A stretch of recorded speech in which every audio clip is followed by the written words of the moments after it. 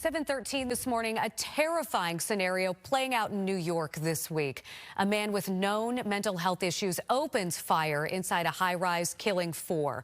In our state, a little-known law was created to prevent tragedies like this. My husband Jordan was laid off after 13 years. He started spiraling. We kept a gun in our bedroom. I didn't know if he was going to hurt himself or someone else, so I pressed pause.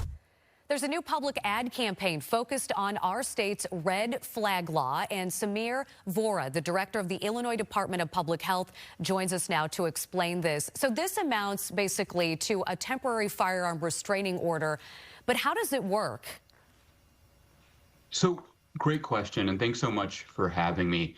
The goal of the firearm restraining order is to provide a temporary pause that removes the possession or prevents the use of a firearm when somebody is at risk of harming themselves or others.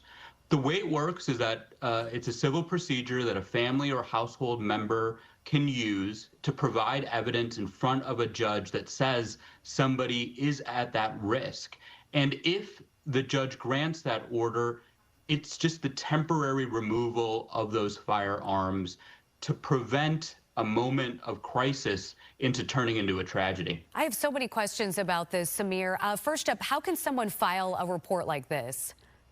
So it is something that, and part of the big thing that we're going to sort of put out there, illinois.gov/pause to heal. And it provides all of the information around how you can file a firearm restraining order. But something here to kind of connect with local law enforcement, they can do that, or somebody, a family or household member, can file a firearm restraining order. So how soon after someone makes a report are those weapons confiscated? Does the person who they're confiscated from know who made the report?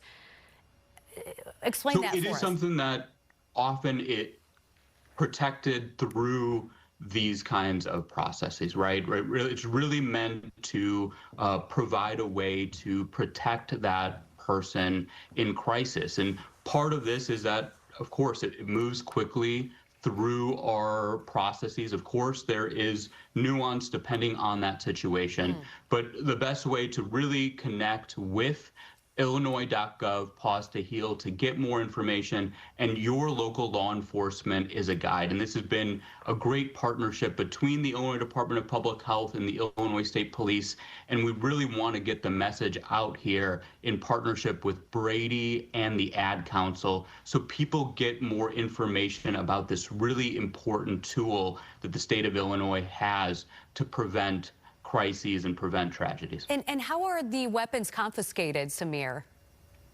Well, it is usually through the law enforcement mechanism that those weapons are confiscated. But again, really partnering with law enforcement here, and our big thing that this is just a temporary removal, right? Gives that pause to heal in times of crisis. When people are better, those firearms are returned to their owners. Samir, do you know how many times the law has been used so far? And in your opinion, has it worked? Well, as I said, it's a new law, and it's continuing to make impact across the state. You know, part of this is that we are one of 21 states and the District of Columbia that has a law such as this in place. National studies have shown that there has been some real impact here, that one suicide is prevented for every 10 to 20 firearm restraining orders. There's research out of California that it's prevented mass shootings. And really, all of this is that firearm restraining orders, when used, can save lives. And it's really important for us in the Illinois Department of Public Health to provide, in partnership with Ad Council and Brady, these messages, this public health campaign to get this information out there so people know about this law and can use it to save lives. All right, Samir, thank you so very much. With the Illinois Department of Public Health, and we will link the website that you provided to us on our website, fox32chicago.com, under links you've seen on TV.